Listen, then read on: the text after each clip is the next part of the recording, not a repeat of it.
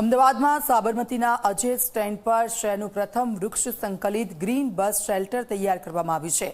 એએમટીએસે pilot project તરીકે હાથ ધરાયેલા આ બસ શેલ્ટરનું નિર્માણ જૂના વૃક્ષને કાપ્યા વગર જ કરવામાં આવ્યું છે। ગરમી ઘટાડતી ડ્યુઅલ લેયર રૂફ અને મજબૂત સ્ટીલના માળખા સાથે આ બસ શેલ્ટર તૈયાર કરવામાં આવ્યું।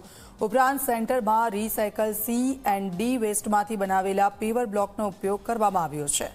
મુસાફરોની સુવિધા માટે HPL બેન્ચ, LED લાઇટિંગ અને રેન વોટર સિસ્ટમની પણ વ્યવસ્થા કરવામાં આવી છે। શહેરોનું સૌથી મોટું સુખ એ હોય છે કે ઇન્ફ્રાસ્ટ્રક્ચર એટલું બધું હોય છે, લોકોને ખાસ કરીને યુવાઓને શહેર પોતાની તરફ દોરી જાય છે। પરંતુ આની સૌથી મોટી ખામી એ છે કે અહીં વૃક્ષોનું નિકંદન નીકળી જાય છે, પર્યાવરણનો સુખ નથી મળતો।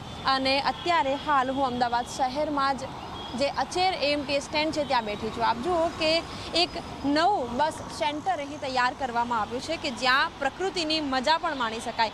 કદાચ શહેરમાં આવી જગ્યાએ બેસવું હોય તો ગાર્ડનમાં જવું પડે, પરંતુ અમદાવાદ મ્યુનિસિપલ ટ્રાન્સપોર્ટેશન જે સર્વિસ છે તેમણે આ પ્રકારનું બસ સેન્ટર તૈયાર કર્યું છે કે જેથી જે લોકો અહીં આવે તે લોકો પ્રકૃતિની મજા માણી શકે। પહેલી વખત આ રીતનો પાયલોટ પ્રોજેક્ટ હાથ ધરવામાં આવ્યો છે, જેમાં જે શહેરનું પહેલું ગ્રીન બસ સેન્ટર તૈયાર કરવામાં આવ્યું છે। પ્રથમ વૃક્ષ સંકલિત આ જે ગ્રીન સેન્ટર છે તૈયાર કરવામાં આવ્યું છે। કેટલાક મુસાફરો પણ અહીં બેઠા છે, એમની સાથે પણ વાતચીત કરીએ, એમને પૂછીએ।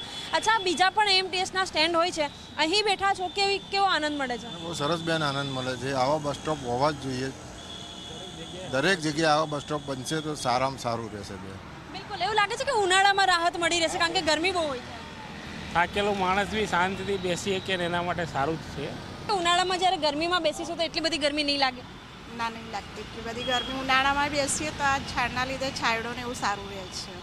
બિલકુલ સીએનડી વેસ્ટમાંથી બનાવેલા જે રૂફટોપ છે એનો આ ઉપયોગ કરવામાં આવ્યો છે, સાથે જ LED પણ લગાવવામાં આવી છે, એટલે કે સૌર ઉર્જાની મદદથી જે ઉર્જા છે એનો ઉપયોગ કરી શકાય। એટલે કે કુલ પર્યાવરણને ધ્યાનમાં રાખીને આ ઇન્ફ્રાસ્ટ્રક્ચર તૈયાર કરવામાં આવ્યું છે।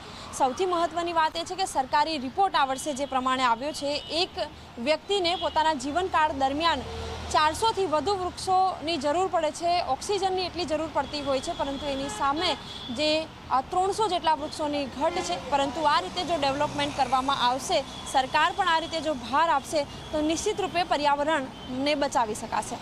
કેમેરામેન મુકેશ ચૌહાણ સાથે સપના શર્મા, ઝી 24 કલાક, અમદાવાદ।